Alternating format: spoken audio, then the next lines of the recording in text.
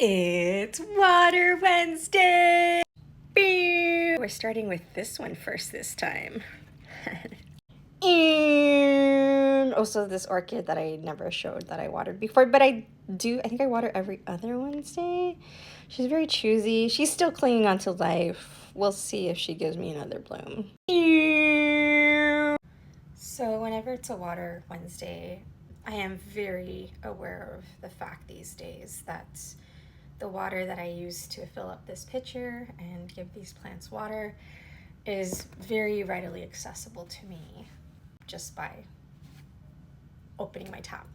There are so many documentations all over different platforms of how arduous that process is for Palestinians. It has gotten to the point where it's no longer arduous, just that, but it is in fact dangerous because the land has been so heavily bombed for the past almost 2 years that the chemicals that leach from those weapons of war are polluting the water source structure, and it is reflecting heavily on the bodies of the people who have no other option but to drink that sourced water.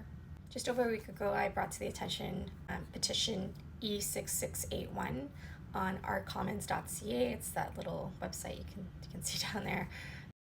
This was the standing of the petition, how many signatures were there. I noticed that it actually hadn't budged for the whole week. I just checked now again, whatever was the issue for signing the petition back when I platformed it seems to be gone.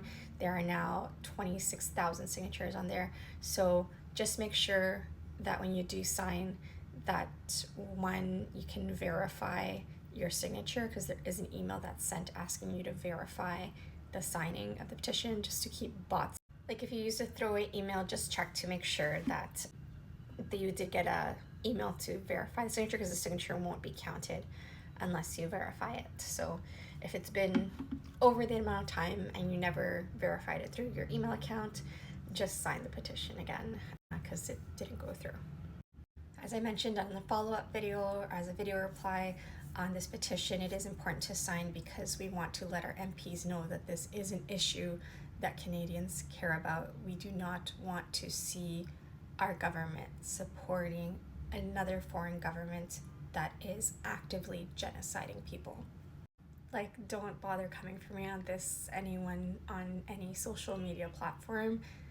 It's undeniable what is going on. And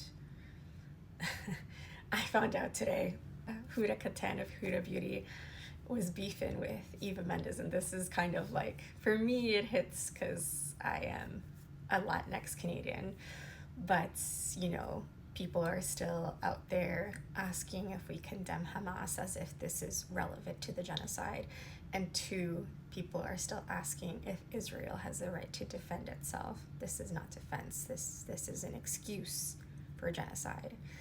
And there are still people who are parroting those talking points, including, it seems, Eva Mendes, who you know, still has lovely doggo photos on her profile. And this is not like, do not go there and like harass Eva Mendes. That has the opposite effect of anything that would be effective.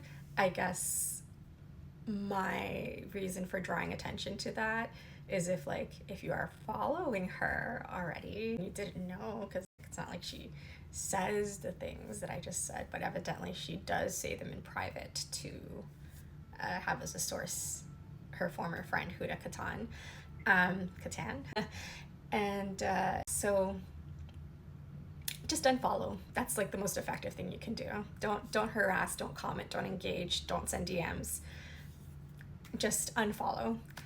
And then of course, like for me, it's like her partner is Canadian. I loved that movie, The Place Beyond the Pines, but generally I am not a fan of people, because you don't know how people are in their private life.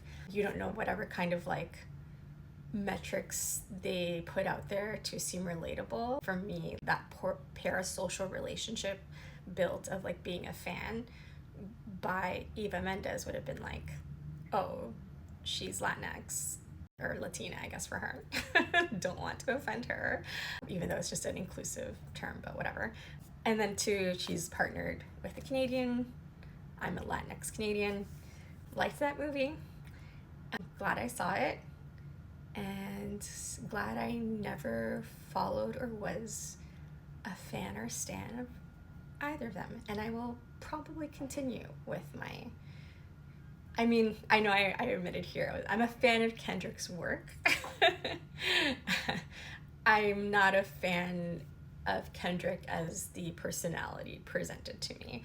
And I think that's an important distinction. If you're on this platform caring about life, and it's important for you to ensure that people have access to the basic necessity of it, clean drinking water, and you want to enforce that clean drinking water is not intentionally being withheld and weaponized by others, please do sign that petition.